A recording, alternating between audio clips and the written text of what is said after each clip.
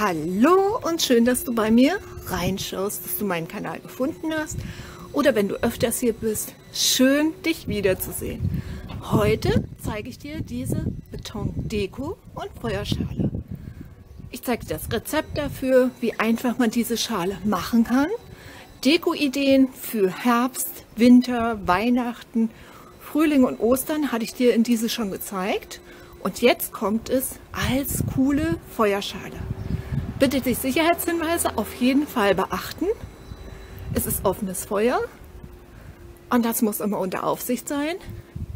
Eine feuerfeste Unterlage und weiteres findest du in meinem Video, was ganz wichtig ist, besonders wenn auch noch Kinder dabei sind.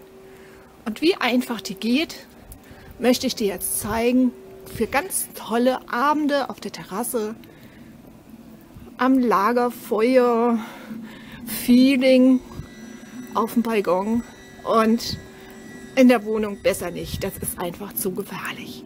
Und wie einfach das geht, das zeige ich dir jetzt. Als erstes müssen wir uns jetzt einen richtig festen Knetbeton herstellen. Dazu habe ich hier einfach einen Eimer, das ist von Schokoküssen, den nehme ich am liebsten, weil der einen Deckel hat. Und dann kann ich meine Trockenmischung ganz prima immer stehen lassen, weil feucht darf es nicht werden. Und das ist jetzt eine Mischung. 1 Teil Zement und 2 Teile Sand. Sand nehme ich am liebsten den Spielsand für den Sandkasten. Erstmal kann ich den Sack ganz gut transportieren, der ist nicht so viel. Der ist ganz, ganz fein. Je feiner der Sand ist, desto schöner wird der Beton. Er kostet nicht besonders viel, wie gesagt, und lässt sich super verarbeiten. Zement nehme ich ganz normal vom Baustoffhof, egal wer sie habt. So, manchmal gibt es solche festen Zementklumpen in der Zementpackung, die natürlich rausmachen, und ein ganz einfacher Trick, die zertrete ich. Mit der Hand geht das schwer, aber zertreten geht ganz einfach. Ich nehme dann einfach den Deckel von dem Eimer, lege die drauf, drehe drauf, dann sind die richtig schön fein und dann kann ich es weiter verarbeiten. Als erstes müssen wir wirklich gut durchmengen, Zement und Sand. Wie gesagt, die Klümpchen raus und dann zeige ich, wie es weitergeht. Als Maß habe ich jetzt solch einen Mandarinenbecher, Dose, und dann habe ich 8 Dosen Sand reingemacht, 4 Dosen Zement. Gut durchgemischt, in der Mitte ein Loch gemacht und dann machen wir jetzt etwa eine Dose Wasser hinein. Wir brauchen einen festen Knetbeton und Spülmittel bestimmt 2 Schnapsgläser voll. So, und das mengen wir jetzt gut durch. Auf jeden Fall mit Handschuhe und wenn es geht, auch noch einen Mund- und Augenschutz, denn ihr wisst, was ich immer wieder sage, Zementstaub ist wirklich gefährlich für Atemwege und Augen. Auch für eine kleine Katze, die wieder ganz begeistert dabei ist. Das ist unser Balu. Also wenn er nicht dabei sein darf, ist er immer ganz unglücklich. Und solange er keine Dummheiten treibt, darf er auch mal gucken. So, ich brauche noch ein bisschen Wasser. Das müsst ihr ausprobieren. Also er muss ganz dick und fest knetbar sein, musst du gucken. Und wenn es zu weich ist, dann einfach noch mal ein bisschen Sand und Zement einarbeiten. Und jetzt kneten wir so lange, bis wir eine tolle feste Masse haben, wie so ein richtig schöner Hefeteig und noch ein bisschen. So, als Unterlage habe ich hier ein Backblech, ein rundes, ein altes. Ihr könnt auch ein neues nehmen. Es wird auf jeden Fall gut mit Frischhaltefolie ausgelegt, 3, 4 Lagen. Und dann habe ich hier ein Windlicht oder eine Vase und die habe ich am Boden bis ganz oben mit Frischhaltefolie eingepackt. Wieso? Manche betonieren gleich ihre Dekoartikel mit ein. Ich sage mir immer, und wenn es kaputt geht, kann ich alles wegwerfen. So kann ich es rein und rausstellen. Ich kann es auch mal sauber machen. Und das ist eine Grundlage. Und dann brauchen wir noch für die Aussparung, habe ich mir einfach eine Frischhaltetüte genommen. Da ist jetzt ein etwas größerer Stein drin und Sand. Der gleiche Sand wie beim Zement. Und das gibt die zweite Aussparung. Wieso so? Der Sand setzt sich mal, der Beton setzt sich auch mal gern in die Falten und ich möchte es gerne ja so unregelmäßig ausgespart haben. Wenn der ausgetrocknet ist, können wir es zwar nicht hochziehen, aber wir können die Tüte aufschneiden, wir können das Innenleben rausholen mit einem Löffel oder so und dann können wir die Tüte rausziehen und haben eine tolle Aussparung und die kriegen wir weg. So, jetzt müssen wir von unserem Knetbeton erstmal einen Boden setzen. Ruhig so die Hälfte etwa von der Höhe eurer Form, weil wir möchten es ja erhöht machen oder ich möchte es erhöht machen. Dann müssen wir gucken, dass es gerade das windlich gerade drin steht. Wenn das wirklich mal schief ist, dann habe ich den Trick immer, wenn es dann ausgetrocknet ist und ich dekoriere es, dann mache ich einfach ein bisschen Sand rein, trockenen Sand und kann es so ausgleichen und dann steht alles gerade. Stört ja auch keiner, sieht keiner, aber es steht gerade.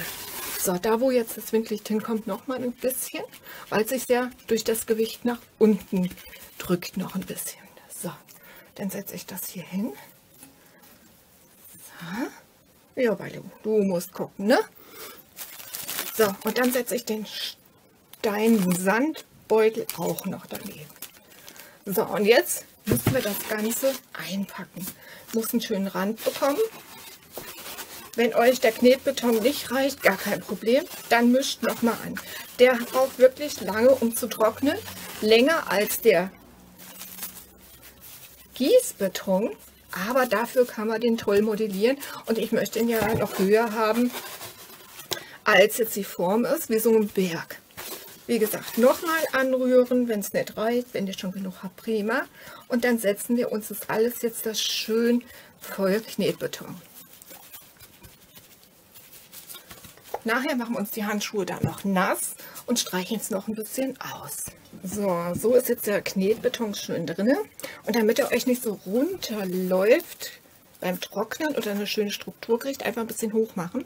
Und wenn ihr gerne das Kletter haben wollt, dann nehmt den Handschuh oder die flache Hand, macht ihn ein bisschen nass und wischt. Dann sieht das auch toll aus. Was noch eine tolle Idee ist, Moment. Ihr könnt ein Stück Rinde nehmen, nass machen, mit Spülmittel einreiben und in den Beton drücken. Dann habt ihr auch so eine Optik wie Holz. Muss nicht sein. Kann man mal machen, auch so ein kleines Teil zwischendurch. Das liegt bei euch. Oder gerade halt. So, aber einpacken müssen wir es jetzt.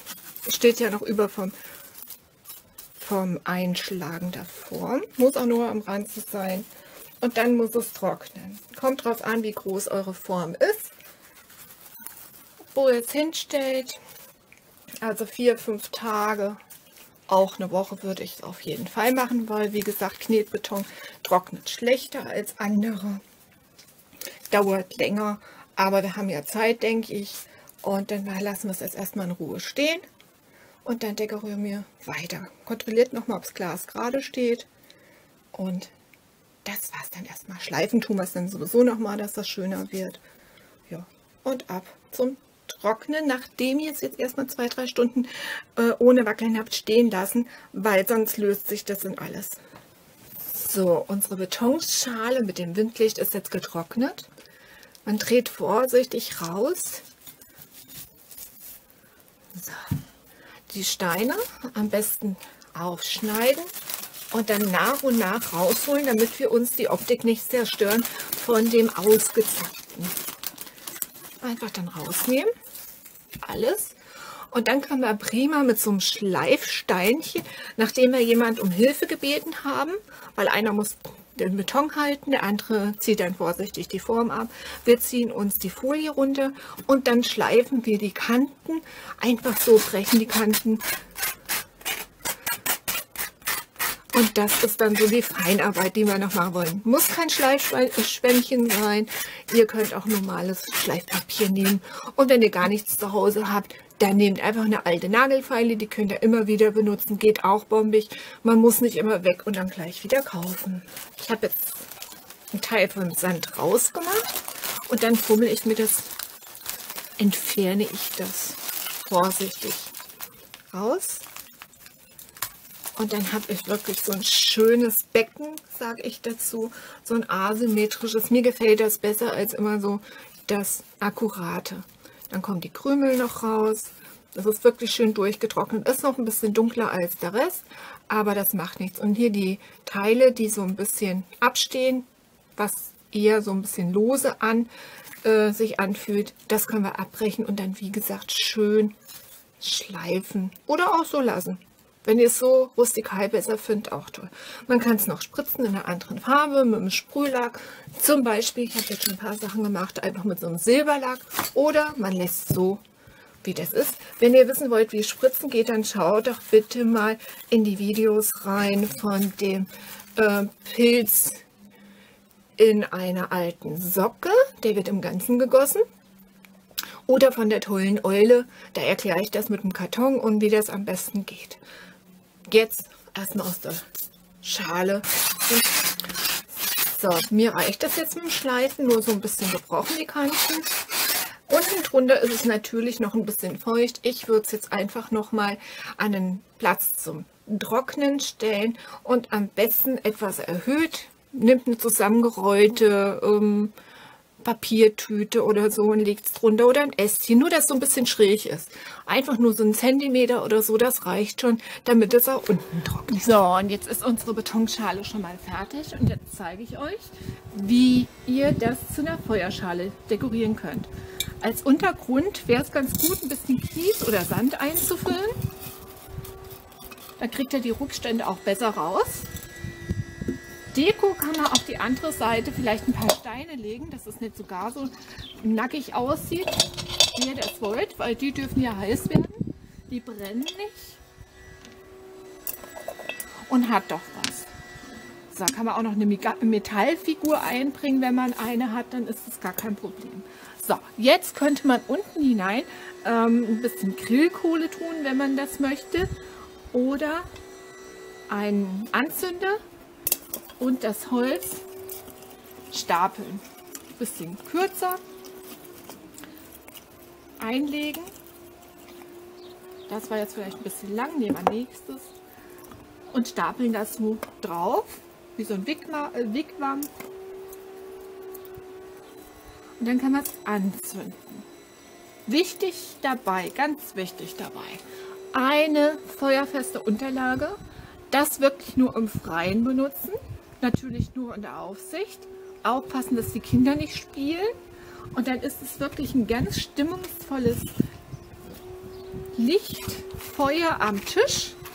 Aber wie gesagt, alles Brennbare aus der Nähe weg. Feuerfeste Unterlage, eine große Fliese zum Beispiel. Nehme ich ganz gern. Wenn gar nichts da ist, wirklich ein großes Backblech. Und immer darauf achten, wenn ein bisschen Wind kommt, kann auch ein bisschen Funkenflug sein. Und dann zündet man das an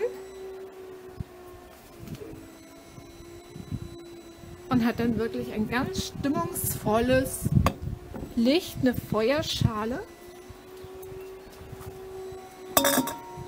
Und so einfach geht das, so viel Spaß macht es. Und denkt dran, lasst es unterbrennen oder löscht es dann am besten mit Sand. Wenn ihr nämlich jetzt, wenn es noch brennt, Wasser hineingeben würdet, kann es sein, dass euch die Schale platzt, weil sie heiß wird. Der Beton wird heiß und dann können sich Risse entstehen. Und so geht das wirklich ganz prima. Und dann habe ich sehr, die Idee hat dir gefallen, du hattest Spaß daran, du schaust wieder mal bei mir rein. Mich würde es riesig freuen. Alles Liebe, bis dann, tschüss.